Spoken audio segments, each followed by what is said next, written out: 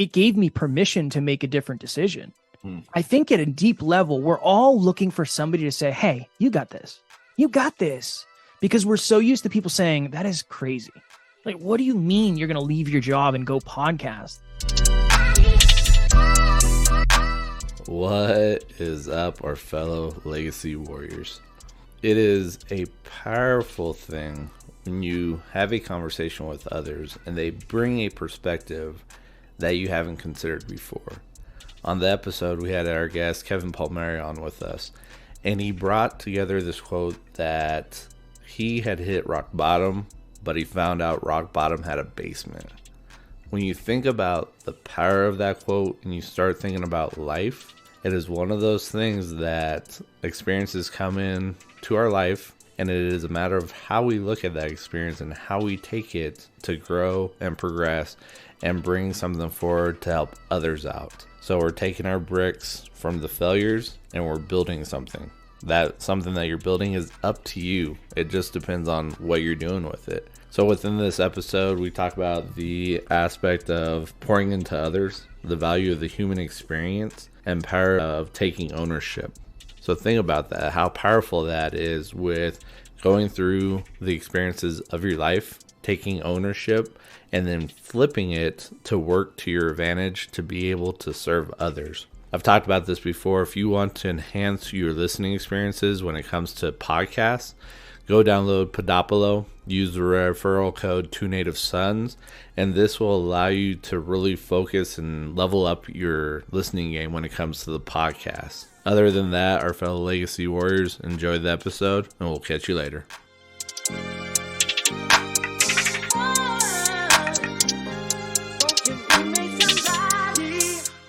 What is up, Legacy Warriors? Let's go out there and make some noise. Coming with Legacy Digging, 2 Native Sons here, Scott Brandt, Patrick Murakami. And today we have a phenomenal guest on with us, Kevin Palmieri, podcast host himself, just looking at what he brings to the forefront and his drive and passion for just seeing people leveling up, people tapping into their whole person is huge. And so when we took a look and had him reach out and wanted to come on as a guest for the podcast, we're like, yep, let's go ahead, bring him on. No brainer, just with everything that he's got going on and bringing into the podcast space and the coaching space. Can you read that tagline that he you want that one? So, yeah, we have to start there. So this was something that really stuck out. And once we have it here, Kevin, you can expand on it. What this was something that was powerful when we read it was some people find rock bottom. I found out that rock bottom had a basement. Man, when we read that, our jaws dropped to the floor. So part of the reason why I was so interested in hearing about that is my background. I tell people all the time, I went from unpurposed to unfinished. But it's not a quick turnaround. It's not something that a journey that it fixes, and it takes a long time to even get comfortable to be able to share that. And so when I heard that, I was like, oh yeah, this is somebody that I resonate with automatically. So elaborate, tell us a little bit more about you, and then, tell us about that quote, man.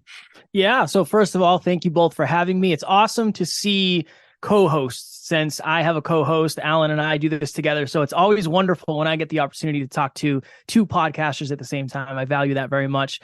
So to your point, when I was 25, I was crushing it from the outside looking in. I had just won a bodybuilding show, so I was quite literally in the best shape of my life. My girlfriend was quite literally a model. I had a high-paying job. I had a new sports car. I had a new apartment. By all outside standards, I was the happiest person you could know. But internally and truthfully, I was very insecure. I was very uncertain of my future. I was somebody who lacked confidence. I lacked purpose. I lacked a lot of things, right? I looked very happy, but there were so many voids within me. So my girlfriend came to me one day, and she had big goals, big dreams, big aspirations. And she said, Kev, I want to move across the country from New Hampshire to California. Let's do it. And in my scarcity, in my fear, in my insecurity, I gave her every reason in the world why she should do it. I'm sure you can imagine how that conversation went, and I'm sure you probably can guess what happens next. So my girlfriend ended up leaving me, which she should have. That's exactly the right thing that she should have done. But when she left me, I had to look in the mirror. And I remember thinking to myself, who could possibly love this version of Kev? I know from the outside, I seem like a very, very good catch, but I do not love myself. How could anybody love me? Now, here's the problem. I focused on self-awareness. I focused on self-improvement, maybe for a couple weeks. And then I said, you know what? Money. That's it. I need more money. More money, less problems. More money, less pain internally. So I said, next year, I'm going to make the most money I've ever made in my entire life. And that was my goal. So I got a promotion at my job. I worked in a industry called weatherization. All that means is I would go into schools, fire stations, police stations, anything state owned, and I would make those buildings more energy efficient. Since I was working on state contracts, I get paid anywhere from $60 to $120 an hour, right? So I'm 25, now I'm 26, no college degree. I'll take it. Good money, good money. So the beginning of the year, I get a promotion to a foreman. Awesome. More hours. Love it. The potential downside of that job was it required a lot of travel. So fast forward to the end of that year, I had lived on the road for 10 months out of the 12 months. Every single week, I was staying in hotels, not the nice kind. I was driving 6 hours, 10 hours, 12 hours, 14 hours to job sites. So we get to the end of the year. I have my final pay stub in hand. I'm standing at my kitchen table. My ex-girlfriend took the chairs. They were her chairs. I was never home, so I never bought new ones. I opened up my final pay stub and I made $100,000 at 26 with no college degree. But much like my previous moment of reflection, I realized that I still wasn't happy. I didn't feel any different. I wasn't more confident. If anything, I might have been less confident. And in that moment, I realized that for most of my life, I had lived unconsciously, right? Not on purpose. The opposite of unconscious is hyperconscious. So I started a podcast called the Hyperconscious Podcast. Just like you, having deep conversations with deep human beings. And that's why I love talking to early entrepreneurs. Now, I fell in love with podcasting as I've determined and decided this job, don't want to do it anymore. I've already reached the quote unquote pinnacle. I don't want to do this again. I don't have it in me. So don't do this next part. I start calling out of work. I start leaving the job site early. I start showing up late and I'm just done. Got to the point where I would have to be in New Jersey, which was like 6 hours from where I lived, Monday morning, 7 a.m. to start a job. I would sleep in my bed in Worcester, Massachusetts from 9 p.m. Sunday to midnight. I'd get up, I'd drive 6 hours straight to the job site, and then I would work an 8-hour day and then go to the gym because I was so homesick. I just wanted to be home. Kept getting worse and worse and worse. And eventually my rock bottom basement, I woke up in a hotel room in New Jersey, 5:15 in the morning. My alarm clock goes off, sit up, slide to the edge of the bed, lacing up my work boots. And the best way to explain it is there's 10 televisions on in my head at the same time, and every single one is on a different station. One is saying you're stuck here forever.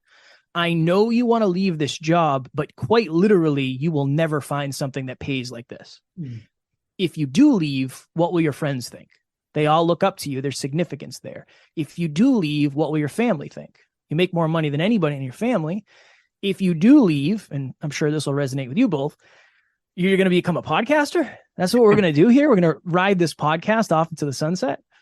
And in that moment, I felt that if I was to take my life, I would take my problems with me. Now, I am very blessed that I have a wonderful business partner who was just a friend at the time. I reached out to him and I said, hey, man, on Snapchat. I messaged him on Snapchat and said, hey, man, I'm dealing with this. I'm having these feelings, these thoughts, these emotions. I don't know what to do, man. What do I do? Alan has studied self-improvement for a long time, and he's been mentoring me since the very beginning of this journey. And he said, Kev, over the last couple of years, so much about you has changed, but your environments have stayed the same. I think it's time for you to change your environment. So I ended up leaving my job 3 or 4 months later, starting the journey of being a very broke entrepreneur, trying to figure all of this out. And here we are, whatever it is, 5.5 years later with 1,200 episodes. And we're both doing this for a living now, which I'm very, very grateful and blessed to be doing. It's such a unique point to hear that, start off the relationship as a friend and then moving into business partners and podcast hosts. It's one of those things that, as you're expressing the idea of having 10 TV sets in your mind and each one having a different program going on, the judgment piece that is inside of all of us, our judge that rises up and then holds us back, because going back to caveman day, it's like if you go out there, you get squished by a woolly mammoth, you're done. But in today's day and age, that judge rises up and then throws everyone out of whack. But then to have somebody that's seen you on the journey and give that insights from an outside perspective that you may not have considered because you're centered to the storm. And so having somebody there to give that outside perspective is huge. And so when you have somebody that knows you well and gives you that perspective, what did that do for you, or what did that do for that internal judgment piece that was rising up when somebody gives you a different perspective? Yeah, my answer to that is always, I think, not the opposite, but different than what people expect. It gave me permission to make a different decision. I think at a deep level, we're all looking for somebody to say, hey, you got this. You got this. Because we're so used to people saying, that is crazy. Like, what do you mean you're going to leave your job and go podcast? Statistically, the odds of that succeeding are very low, right? It is that way. But that doesn't mean people can't put wind into your sails. It doesn't mean that people have to automatically doubt you. So for me, it gave me the permission. And I always think, what if I reached out to somebody and I said the same thing and they responded with, Kev, nobody really likes their job. I mean, nobody really likes what they're doing. Like, go home, enjoy the weekend. I'm sure it'll be better by Monday. It would be a completely different story. I don't know what it would be. Would I be here? I don't know. But it gave me permission and it gave me some borrowed belief. I do believe at a deep level, one of the biggest bottlenecks to people's success, fulfillment, everything, chasing their dreams, is lack of belief. If you do not believe something is possible, you will not take action. If you do not take action, you get no feedback. If you do not get feedback, it proves to you that you can't do it. And then you're stuck in this conundrum where Alan said to me, basically, hey man, give it a shot. Whoa, what, I can do that? Yeah, give it a shot. I got different results. Those different results created new awareness. And then here we are. So it gave me permission. And it gave me a borrowed sense of belief that I did not have on my own. And I think that's a wonderful thing. And it's very hard to replicate that, right? I think that's the beauty of podcasts. If I'm not a motivational speaker, I don't consider myself that. But when I get fired up, I want to pour into people and I want people to say, all right, like, let me believe in myself for a minute here. And let me hold eye contact when I'm walking down the aisle at the supermarket. Let me start a conversation with somebody today, even though it's uncomfortable. You'll get feedback, and feedback is good for you as long as it's in the right amount or the right dose. Man, let's go. So, Kevin, there's so much to unpack in that. But for me, like, when I'm listening to you, and again, I resonate so much with the things that you're saying. I remember thinking, like, because I crossed that line. I attempted suicide, right? And to be able to come back and say, you know what, I couldn't even do the one thing that I thought was going to fix all those problems. I failed at that too. And that's a whole different type of shame, because now you're even, like you said, drop into the bottom floor of what you thought was the absolute worst. But that confidence piece, that belief piece that you're talking about, somehow, right? Like, you have to want it so badly. You have to be so upset about where you're at. You have to be so sick and tired of everything to be able to turn around and say, you know what? I truly want better. Because again, a lot of people are not going to take that action until somebody inspires them, or, like you said, gives them that borrowed belief. But I tell Scott all the time, man, I don't know. I went from this guy who had never done anything. I've worked in the call centers. It was internal sales. I never gave a 30-second elevator pitch to sell myself. And I went from that to entrepreneur to now where I feel like I could sell anything to anyone. Right. And people are like, how does this shift change? How does that happen? What was the exact moment? There wasn't really a defined moment. I mean, it's a bunch of defining moments that turned around and said, you suck. A bunch of defining moments that said, you know what? You're not going to be any better than where you're at because your mentality stays the same, because the people you surround yourself with stays the same. So I love that you're talking about your partner and your mentor and business partner, about how it's gotten all there, because that's actually how this podcast came to be. I was actually having a kind of a rough day as an entrepreneur, a business owner, and rather than shooting a Facebook message like most of my friends often do, because that's where I built my agency, he gave me a call and he was like, hey man, I know you're having a rough day. I just want to let you know that I'm available if you want to talk. And I was like, you know what? I could use that. And we went and had a conversation at a park and kind of kicked off everything else. So I love being able to hear how those partnerships form. And it's funny because you can have people that you've been around your entire life. You can have people that, you know, kind of the reactions that you're going to get from friends and family, because they're oftentimes too close to the situation, or they remember you how they met you.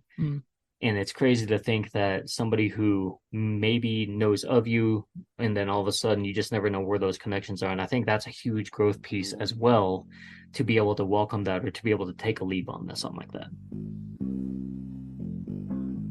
Did you, so maybe this is true for you, I don't know. Did you both ever play spin the bottle with one another and the popular girls in high school? Middle school, actually. No, see, so Alan and I played spin the bottle in middle school with the popular girls. I peaked early. Then Alan and I had a falling out in high school, because Alan is the most intelligent human being I've ever met, bar none, not close. And he was an intellectual in high school. I was an all-star baseball player. Didn't necessarily get along. He had more of an ego. I was pretty insecure. We ended up reconnecting after he graduated college a few years later, when I was 25, right? When I was 25, I kind of reconnected with Alan. Alan was an entrepreneur who had left a multi-six-figure job, and it looked like he was living the dream. So I was attracted to the fact that his lifestyle was something that I desired. And I think it's core values. It's similar. You guys get along. I can tell by a couple of things. I still don't know who is more confident, which I can usually tell almost immediately, but you're very patient with one another when it comes to interviewing. Interviewing with somebody else is such a skill. So I can see there's a really good relationship here because there's no ego. So it's very interesting where I think the humility aspect comes in, right? The fact that we both, and again, you and I, we both have partnerships, and we have to understand that we have our unique strengths and we have our unique weaknesses. I wouldn't be who I am without Alan. Alan wouldn't be who he is, so it goes both ways. And I'm grateful to be talking to a partnership, and I'm glad you're here, my friend. I'm glad you're here. Thank you, man. And likewise, it's stories like this that need to be heard. And this is why we started this podcast, because every story matters, right? And like you, I love being in that building phase with entrepreneurs. I tell everybody, if you're willing to take time to improve yourself, I'm willing to give you that time to give you advice, or to be a listening ear or a sounding board. And one of the things that we tell people all the time is that you have to share your own story, because if you don't, you're not going to like the version that other people are telling. That's a fact. And realistically, and this is the weird thing, you're the author and you're the editor of your own story. We're giving pens to people who don't deserve it. And we're letting them cross things out. We're letting them erase things. We're letting them circle things, change words. This is an important understanding that I wish I knew earlier. It's not that people necessarily want to see us fail. It's that they're afraid we're going to. And we tend to give advice based on our own beliefs. The advice I would give you as podcasters is drastically different than anybody else, because I know you can win, right? Because we're quote unquote winning. Somebody who tried and failed is going to give you drastically different advice than I am. Understandably, that was their human experience. Right. One of the most valuable things I ever got, and I guess it's a lesson, I was the guy who told my girlfriend not to chase her dreams. That was me. I was that guy. But it wasn't because I thought she was going to fail. It's because I didn't think I could succeed in that role. And that's given me so much empathy to understand what that's like. So the people in your life, most of them do not want to see you fail. That's why they don't want to see you risk success. It's not the other way around usually. Yeah. That right there alone is a huge nugget, and I think that's a different perspective that a lot of us fail to grasp onto or realize. And a lot of times we take that ego piece and people are like, don't do it. And we start jumping on the train of this person doesn't want to see me win. But if you think about that, if you got somebody that truly cares for you and doesn't want to see you fail, which that's a unique thing too, is you have to have that failure piece because that's really where your growth is going to come into play. But a lot of people want to run away from failure, not go chase it because of how society has positioned the idea of failure. Think about it in school, you go get an F on a paper and it's all in red pen. And so you're trying your best not to screw up, but it's that piece that it has to take place because that's where your true growth is going to come into play. The wins and everything of that nature at a high level is huge, but what learning experiences can you take away from the wins when the failures really opens up the door to say, okay, this is how you can grow, these are the lessons. And it goes back to just that's a huge nugget there for people to grasp and just take it and look at it in a different light. And it will show things to you differently that maybe you haven't considered before, which is a big necessary step that has to take place. I was on a podcast last night and they were talking about, oh, I can't wait to, or I wish I was where you are, and 1,180 episodes or whatever it is. And I said, you're looking at the wrong stat. You're looking at the wins. You know why I'm pretty decent at podcasting at this point? Because I've made a mistake every single episode. The reason I am more quote unquote successful is because I'm a bigger failure. I've just failed more times. And I know, oh, if I say something wrong, I have this story to pivot to. All right, cool. Let me do that. Or, it's just we're measuring the wrong thing, or at least we're not aware of the other thing. We know how many home runs somebody hits, but we don't necessarily know how many times they struck out. But we don't really care because they hit so many home runs. I think we have to understand that failure is not only going to happen, it is directly correlated to your level of long-term sustainable success. I don't want to win the lottery if I don't understand how to manage money because I'll be broke very, very quickly. That's not long-term sustainable success. And it's not a series of failures that leads to that success. So it's almost like, in a weird way, the failures you have on the journey are the bricks that allow you to build the building. And the lessons you learn are the mortar you put between, right? And then the stronger that building gets, the more probable and sustainable your success will be. But everybody wants, and again, I did too, everybody wants that overnight success. But there is no such thing as overnight success. There is overnight awareness. So say Alan and I, somebody tweets something tomorrow about us and we go viral. We're quite literally no better tomorrow than we were today. But now everybody knows about us. That's not overnight success. It's overnight awareness. Nothing really changes day to day. So I always throw that out there because I think we assume Taylor Swift was something different the day before she quote unquote made it. Most likely not. She was probably exactly the same, but something happened in the universe and boom, the cards aligned in the right way. Well, and I think a lot of times people are not prepared for that next level of awareness, right? For example, you look at these people who all of a sudden maybe their reel blew up or their TikTok video blew up, and then they're chasing that again and again, hoping that they can duplicate and replicate because, maybe they got 30,000 likes. But of those 30,000 likes, they like the video. They like the concept. They like being in the moment where they're feeling a certain way. And it's your job then to be prepared to turn around and say, hey, I hoped that this would happen, but most people freeze and they turn around and say, oh crap, now I got to do another one, or I got to turn around and make more videos. But it changes them when you don't have that foundation, when you don't have those bricks, as you talked about. Now you've got potential windows. Now you've got more damage coming in because everything that you built wasn't a solid foundation. Yeah. And so what we talk about all the time in anything, but especially with podcasting, and obviously I'm going to talk to you about this here because of how many episodes you've done. But we talk about podcasting being a marathon, not a sprint, right? Just like content, it's a marathon, it's not a sprint, it's being consistent. So I don't know if I know anybody that's gone on 300 podcasts, much less over 1,000. So the stamina piece, man, and again, tell us more. I mean, at what point did you turn around and did you write these goals out? Did you turn around and say, I'm going to go on this many, or was it just something like, hey, you know what? I fall in love with it every time. I know I'm going to get better. I know I'm going to be able to do this. What did that look like for you? Full disclosure, Alan kind of made me. It was Alan. Yeah, Alan, he's the vision. I can't claim to know what's going to happen in 5 years, but I know Alan will. I'm blessed in that. I'm blessed in that. Now I am the horse that gets sent out and I just go do. Then again, I'm really good with the action piece. What happened for us was people kept pushing us. We did an episode pretty early, and Chris Harder, a very successful podcaster and entrepreneur, he challenged us. He said, you guys, I think he said the same thing. You guys are too good to be doing one episode a week. You got to do another one.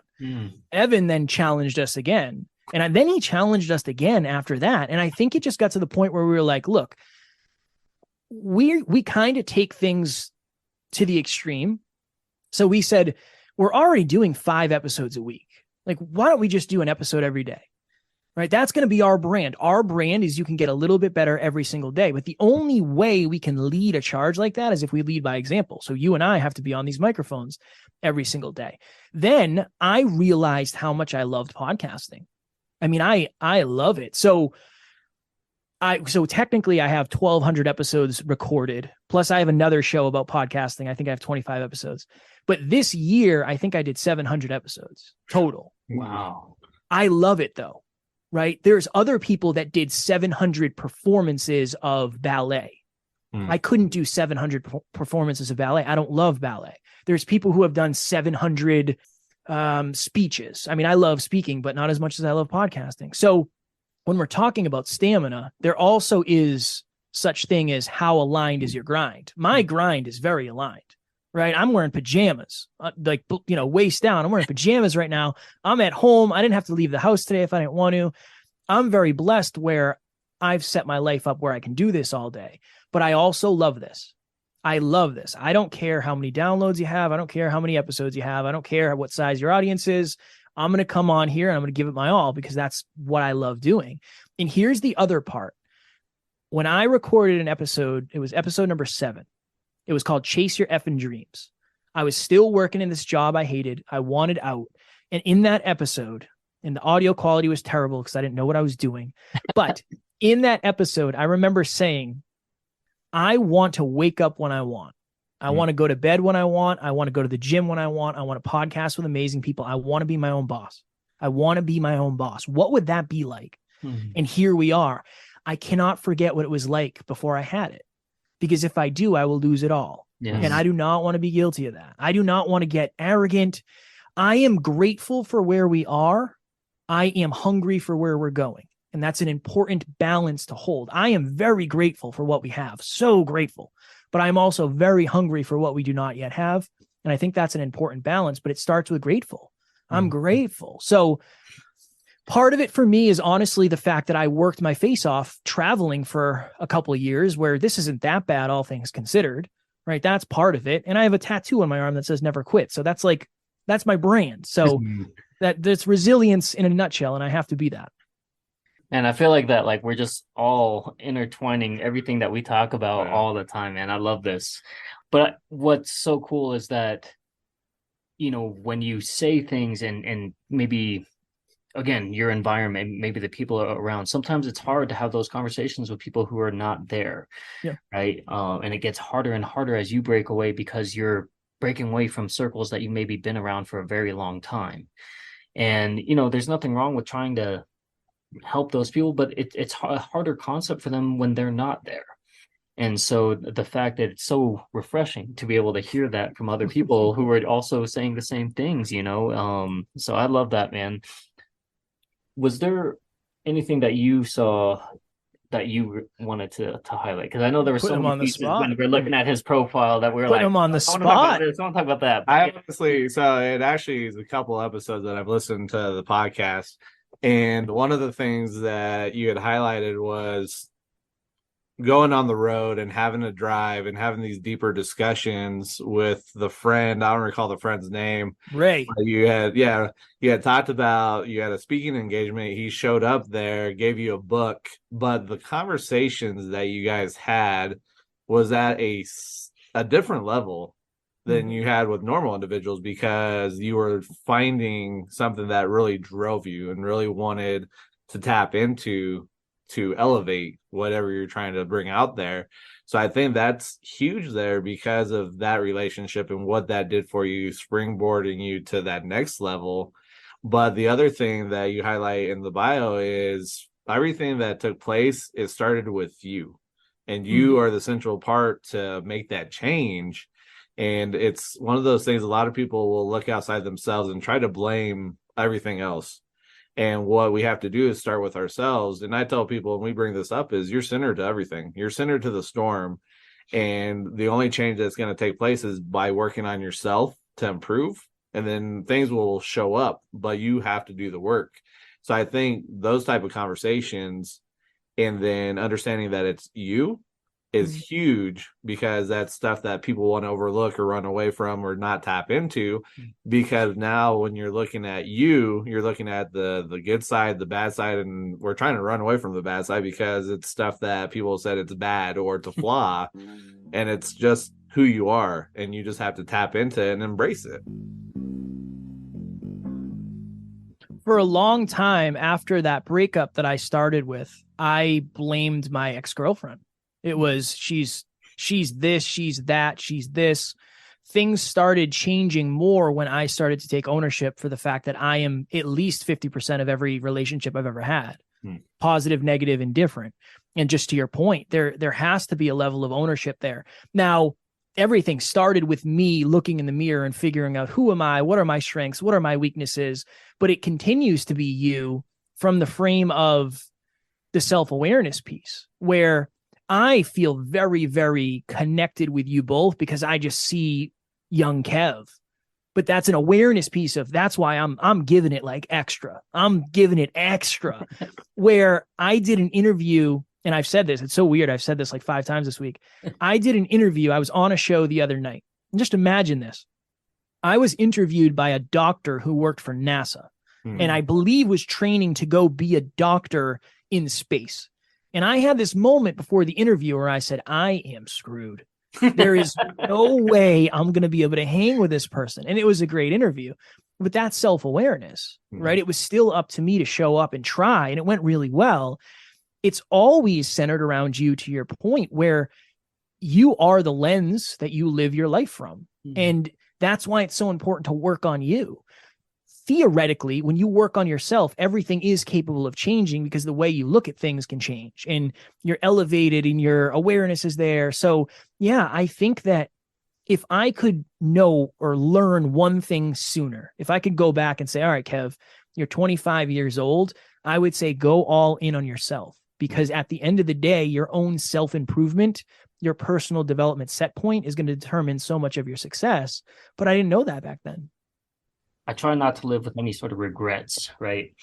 But one thing that I've always kind of had this kind of image, and it's basically, I've always just said, I want my past to be proud of its future, right?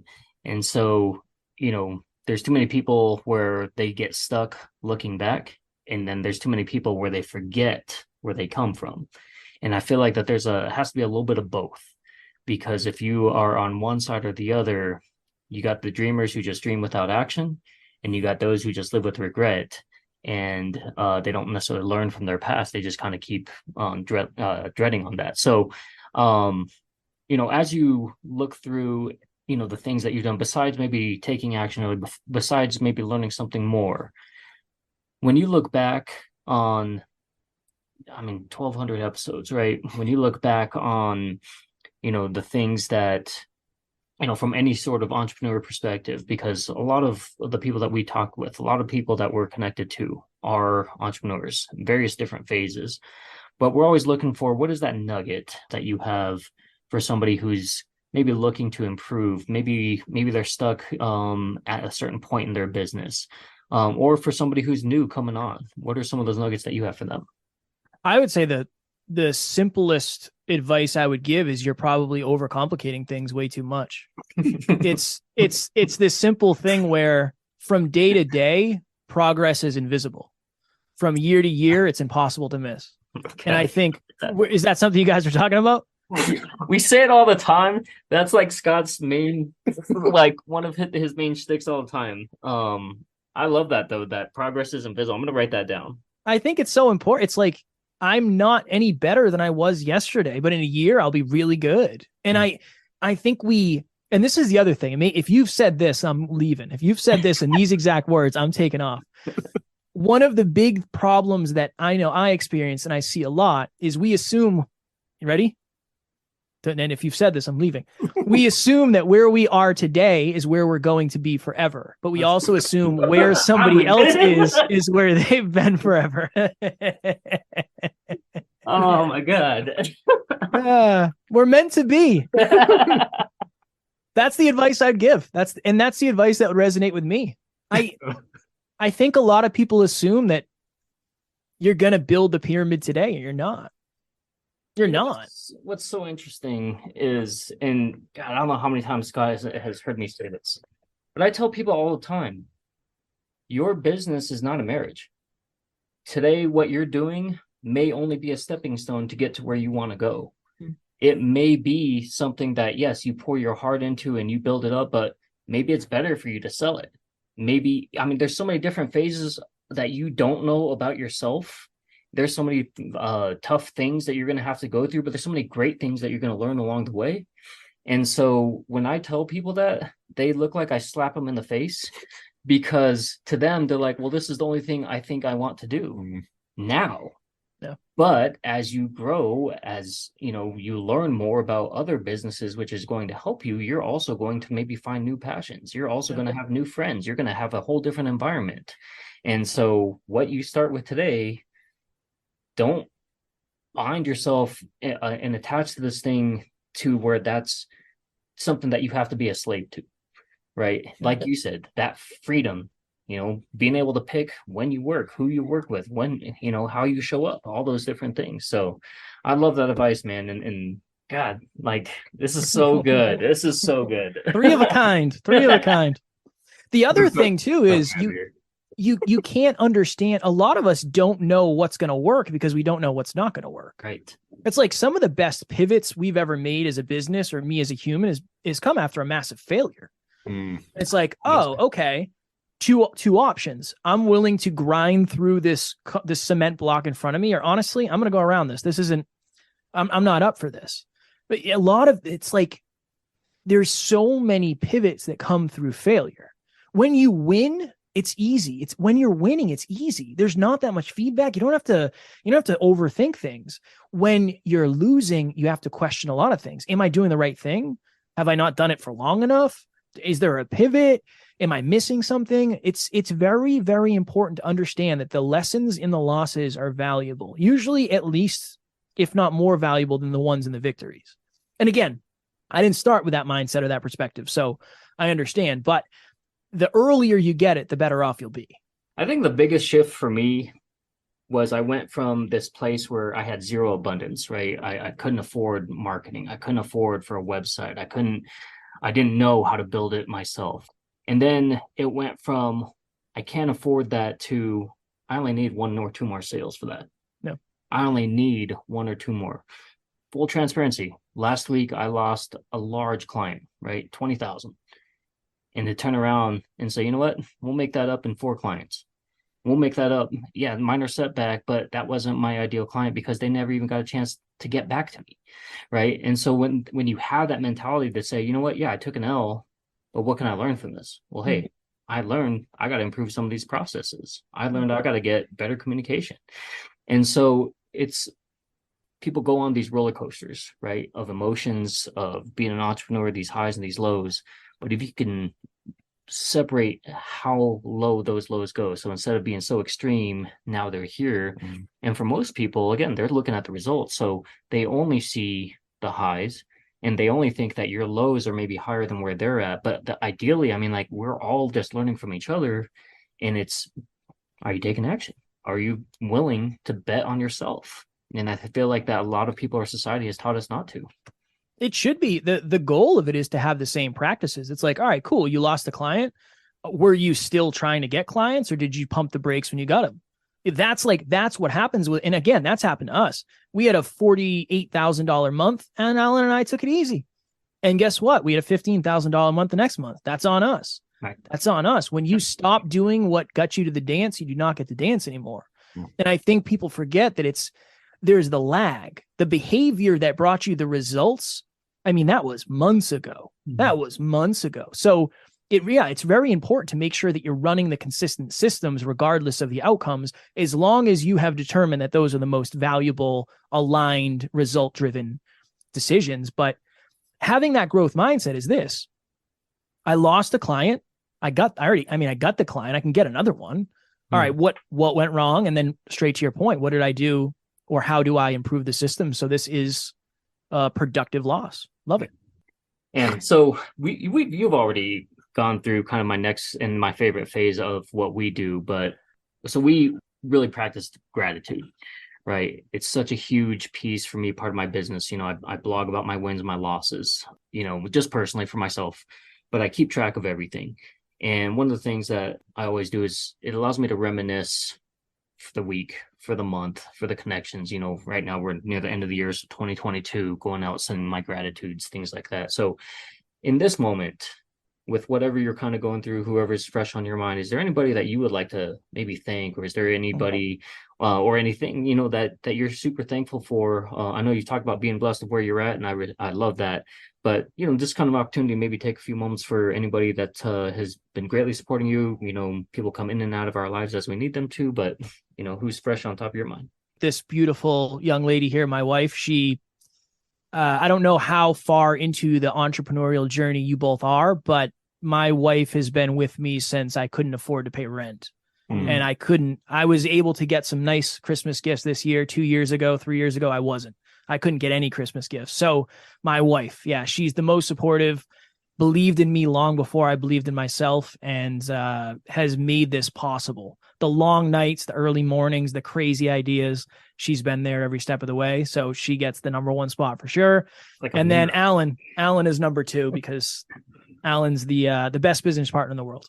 It's not, we're best friends, we're brothers, we're business partners, but we also talk about what's real. It's not just business, it's life. Like, how do we get better? How do we become better men? Hey, I need to be vulnerable. I need a shoulder. I'm very blessed. I have wonderful humans around me, and I'm very, very blessed for that. Love that. It's like you're saying, it's like a mirror. It is. So my wife was an entrepreneur long before I was. She never would have taken that faith. So how she became an entrepreneur is her boss basically texted her 3 days after our son was born. And he said, "When are you going to come back to make me some money?" And I said, "You're never going back." And I said, "How many clients do you have?" And she said, "Maybe 3 to 5. And I said, "Can you text them?" And so all 5 of them said, "Hey, yes, if you start your own thing, we'll come with you." So she started out mobile. She was breastfeeding. She's sleeping. She's got a baby, right? I'm driving around because I'm on paternity leave. And, so me and the baby are like hanging out in the back. And I'm like watching her unload this table and all the supplies. And then I'm like, I got to load it up when she's done. So she's like, "Oh, I'm going to go breastfeed the baby. You get everything." So I'm walking into strangers' houses. "Hey, I'm just here to pick up the stuff," right? And it was a whole mess. And about 3 months in, she was like, I think she had 15 clients. And she said, "Hey, if I opened up something in the house, would you guys show up?" Every single one. "Yes, it's so much pressure to have you come to our house and to make sure it's clean. And the kids are even got their pants on or whatever." It was horrible, right? So they were like, "Yes, we would love to come over. It's such a relief. I go to the nail salon to get away from my kids. I go to get away from my husband, right? I go to get away from myself," right? Like all these different things. And fast forward, I think 3 years in, she had like a wait list of like 275 girls. Here we are 7 years later, and she's like declining people because she's trying to free up more time for herself and charging more, And so I think it was probably year 5, 6 in there that she said, "You know what? I'm comfortable. I can carry us. You go find your thing." I'd been working in insurance and call centers for like 10 years, 14 years actually. And I was like, I have no idea what the hell I'm going to do. I thought of everything else but. And then something came and said, you know what? You've been learning all of these skill sets and you have a heart for people. And so you can do better in this industry that you already know. Mm. Fast forward, I built everything through social media, but my wife was there from day one where she said, you know what? I got you. Do what makes you happy, because when you come home and you're in the sales environment and you live and die based off of like if you made a sale or not, she goes, I can't deal with that because I married somebody who's going to be consistent as a husband. I married someone who's going to be consistent as a father. Mm-hmm. You're not being a very good one of either of those when you come home and you're only focused on work. And I told her when we launched this thing, because I had a small interview with a company that was going to offer me $150K a year, working a 9 to 5. And I said, I don't know if I can take that, because if I don't take this chance on me, I may not ever do that. She turned around and she said, you know what? I trust you. I said, give me 3 years and I'll make more than what they gave me. And here we are 3.5 years later and we're doing it. It's you hear a lot of people say behind every successful man, there's a woman. That's for me. And again, let's just say this: behind every successful person, there's a partner, man, woman. I don't care whatever your preference is. It's not. It's side by side. Yes. My wife is not behind me. She can be behind me if we're running through fire. I'm fine. Like I'll take the brunt of that. But you know, when it comes to everything else, we're side by side. And I told her, and I can feel it. Like I can feel the emotion. I told her in the beginning, I said, I promise I will not fail us. I will do whatever it takes to be successful. I promise. I will not fail. It's not in me. I will die before I fail. So I feel that. I appreciate that. And yeah, that's why we get along so well, you and I. Yeah, all of us. Well, and I tell people all the time, when the relationship, it's never 50-50. It's always 100-100. Yeah. So with listening, the passion that you have, Kevin, and just the focus on that inner work, when you look at the legacy, and I know some people are like, well, I can't determine what that legacy is going to be. That's other people's choice. But when you look at it for yourself, tapping into the realm of podcasting, being able to go speak and do what you need to and whatever you want to, how do you incorporate, or how do you see podcasting in regards to what you're building and the impact that you want to leave behind and what you're creating? Yeah, it's interesting for me, and I don't, it probably sounds cliche, but I think of legacy as not when I'm gone forever, but when I'm gone from the environment.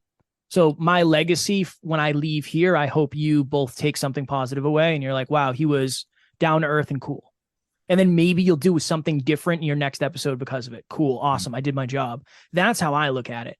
I don't think about what's going to happen when I'm gone, because I believe that every day I come into somebody's life and then I leave somebody's life. So I'm already gone, and they may never think about me again. They might think about me tomorrow. For me, it's just being a good person. Like really, I do not want to win if I have to be bad. I don't want to do it. We could be way more successful than we are, but we're not playing for that. We're playing so we can be character-driven men, a character-driven company. For me, it's instilling possibility, but making sure people feel the relatability. That's what I want to do. I want people to say, wow, that was a real human. That was a real human. Not perfect, doesn't have it all figured out. Maybe I say some cool stuff. Awesome. Love that. But I make mistakes just like everybody else. And I want people to know that. Yeah, it's very important to me that I am the type of person that I would resonate with. I never resonated with a lot of the self-improvement people because they were too perfect. I can't be that. I'm not that. I'm not a genius. But what I will do is work really hard on my character, be consistent, and try to show up every day. So I think of it as every single opportunity I have to meet somebody, that's my legacy with them. And then with a podcast, we have a very large mountain that we're trying to climb. We're trying to bring holistic self-improvement to the masses. And we're aiming for the most successful podcast ever in the self-improvement industry. That will take us the rest of our lives. But if we make it or we get close, we'll have a lot of impact. And I would say that's the ultimate legacy anyway. Well, I think regardless, coming in and out of people's lives and whatnot, I know you had shared making a friend at Lowe's. And you're like, if I had the vest and people were thinking I was working here, cool, I get to hang out with my buddy. And I think that's powerful, because you're like, I just want to be human. I just want to show up in the moment. And so that right there, and when you're listening to the podcast and you're able to see the person and whatnot and incorporate the different stories, that just plays into what you share and what you highlighted there. And I think that's huge, because you're like, I just made a friend I just want to show up for this person. I don't know if this person is going to remember me and whatnot, but then you get to the point you're like, give me a vest. We'll work together. Even though I don't work here, we'll have a conversation and just hang out. Yeah. I think we forget how much of an impact you can have on somebody's day. Yes. I mean, imagine if you were having, even if you were having an average day doing something that you weren't necessarily super pumped about and somebody made you laugh. That might change your entire day. It's that small stuff. I mean, people remember that. People remember that stuff way more than I think we give credit to. So I'm trying. And again, I have my bad days where I don't want to talk to people, but I would say that's way less than, yeah, it's way less. I like people. I like making people laugh. I like making people smile. I like getting them to question, like, wait, what did that guy just say? He said much love before he left. Like, what? Isn't that weird? I like that because it, maybe that person is a little bit happier and they're nice to somebody that comes in, and then that person is nice. You know, it's pay it forward. You can pay it forward energetically. Yes, you can do it with money by buying somebody's coffee, but you can do it energetically too. And that's something I'm trying to do. Even this, like the reason I showed up the way I did today is because I want you two to be happier today.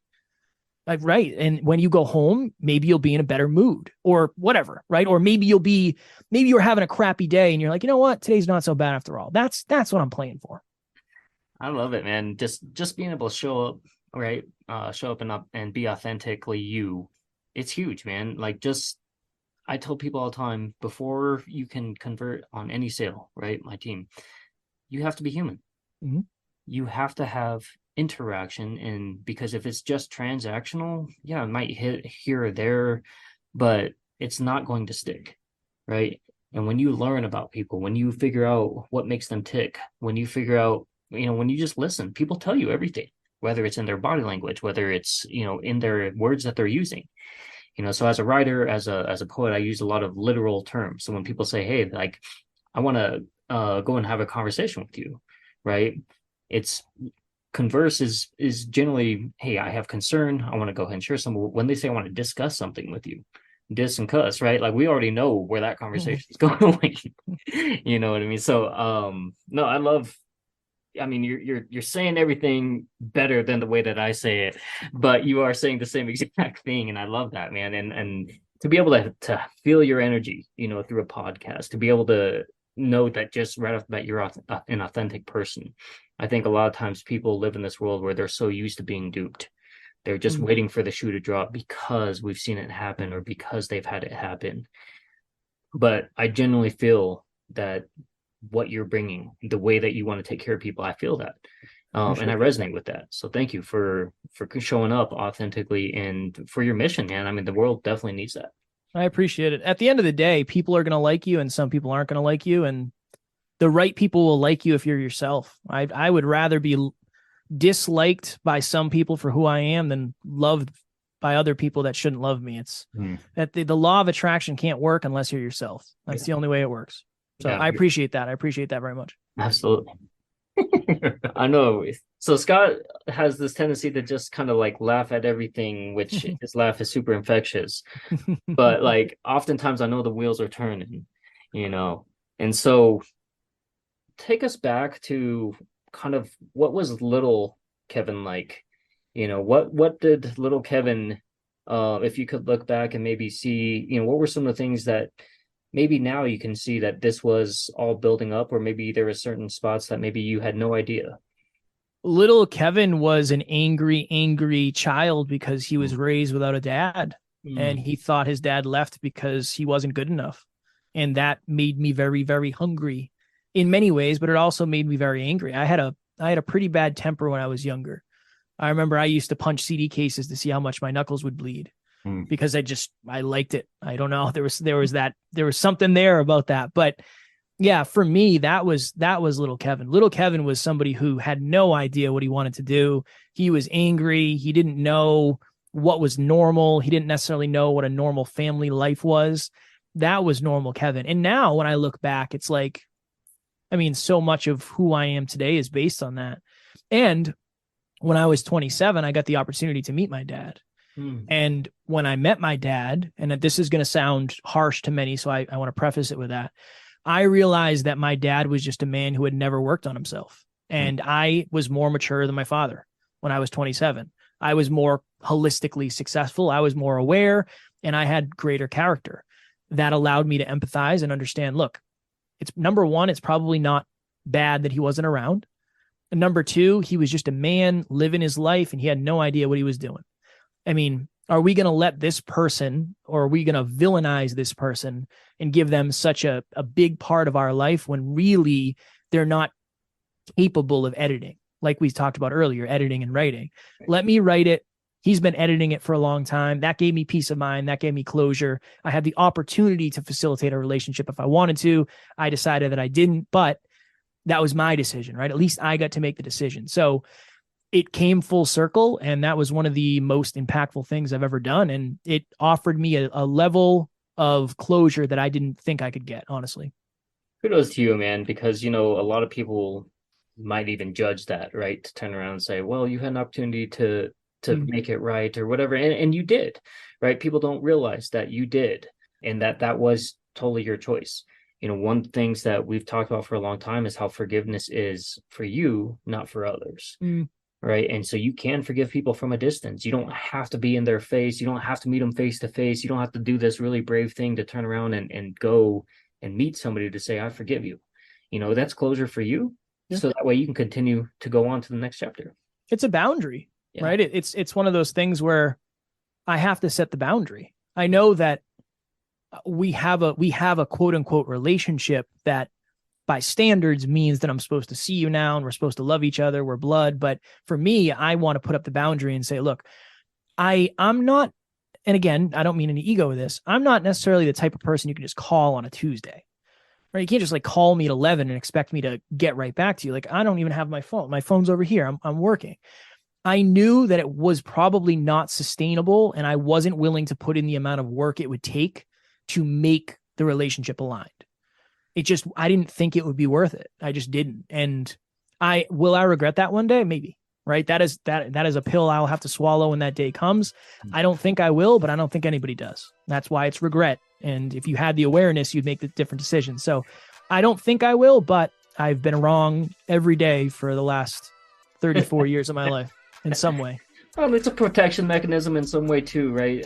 Because sometimes it is so hard to care for people who are self-destructive. It's so hard to care for people who aren't going to show up. It's hard to be around people who don't show up, right? And so all those things, like all the things that you've had to go through to get to where you are, and for that one piece to maybe come and ruin it all, you have to protect yourself. So like I said, kudos to you for being able to do that. I appreciate it. I appreciate it very much. This whole episode, there's been nuggets all around. So for our legacy warriors out there, extract the one thing right now, go work on it, go implement it, and then come back to the episode and see what other nuggets are here that you need to extract to become a better version of yourself. Kevin, gotta thank you for your time. As we end here, for people that want to dive more in depth on what you provide through the podcast and just the connection piece, where can people go learn more or go take a deeper dive with you and Alan in regards to what you guys share? Yeah, I always suggest the podcast. I know a lot of people have books or whatever. For me, go listen to the podcast. It's always free. It's valuable. It's there every day. It'll be there. It's a mentor in your pocket. So just search Next Level University. We're on all the podcast platforms. We're on YouTube. We'll be there every day in your pocket. If I can't make it, Alan will do it. If Alan can't make it, I'll do it. We're going to be there. That's our promise. So yeah, Next Level University. We're everywhere. You will find us. I promise. Awesome. Yeah, no, we'll put that in the show notes so people can find it quickly. Absolutely. If you guys ever catch yourself anywhere near Colorado, let us know. We'd love to hang out. We'd love to host you guys, and just be able to build with people who have really big dreams and ambitions and who have gone from the worst of themselves to improving and showcasing that authentically. So consider it done. I got married in Colorado in August, so I've been there not many times, several times. I'm sure I'll be back. When I am, we can connect. Awesome. And congratulations to you and your wife, man. Thank you. I appreciate it. Guys, this has been probably one of my favorite episodes that we've done thus far. Every episode's your favorite. I know. I say that every episode. Yeah. But again, it's learning, right? It's improvement, but it's also, there's always so much, and this is why I love what we do. But yeah, we can't thank you enough, Kevin. Man, this has been a real pleasure, and we look forward to continue seeing what you're going to do. And thank you again for your help today. My pleasure, genuinely.